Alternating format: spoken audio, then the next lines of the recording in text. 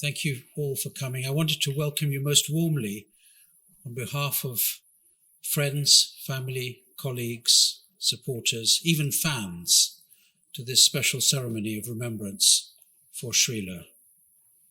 And not forgetting all those who are watching online, of course.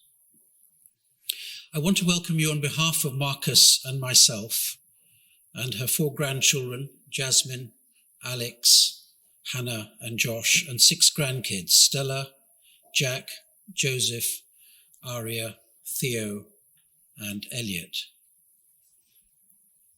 There is, though, one person missing, and she loved a gathering.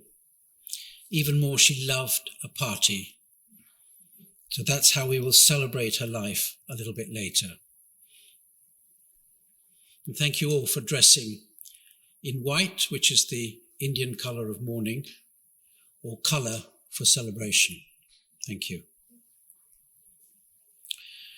So now let's reflect here a little bit on Shreela, our mum, our friend, our colleague, our confidant, our guide, our inspirer, our provoker, and much more.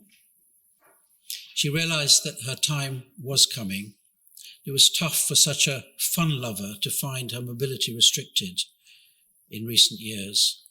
And I'm afraid she never really mastered Alexia or Siri. They remained aliens. She missed her visits to the Lords, and even more perhaps the tea rooms and the terraces.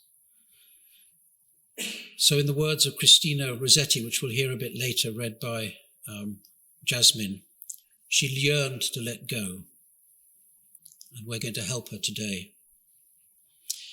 Yet I'm going to say that even in the final 2 weeks in hospital, she was, as ever, indomitable.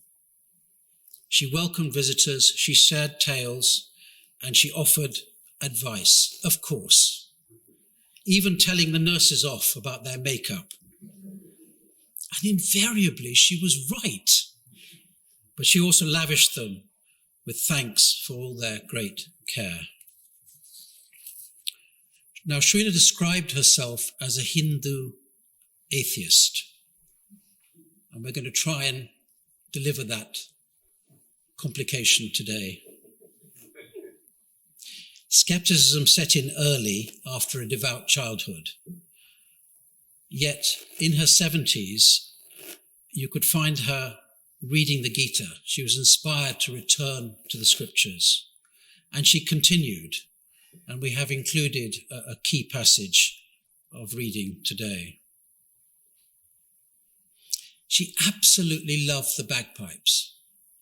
Thank you, William.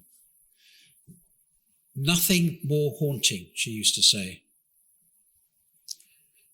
She wasn't big on music, actually, but she did have her favourites, and Pandit Jasraj was her favoured Indian vocalist, and you will hear him sing an ode asking for the blessings of Ganesh, the elephant god, who is also known as a remover of obstacles.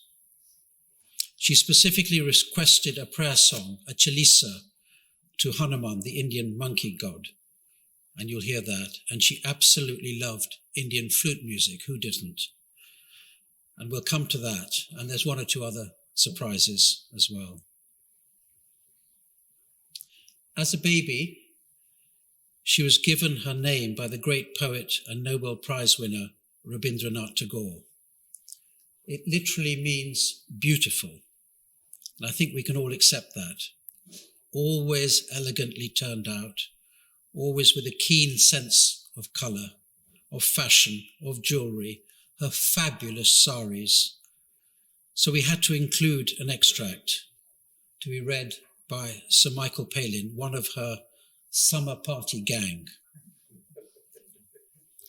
Now, as I said, one person is missing from today, but she is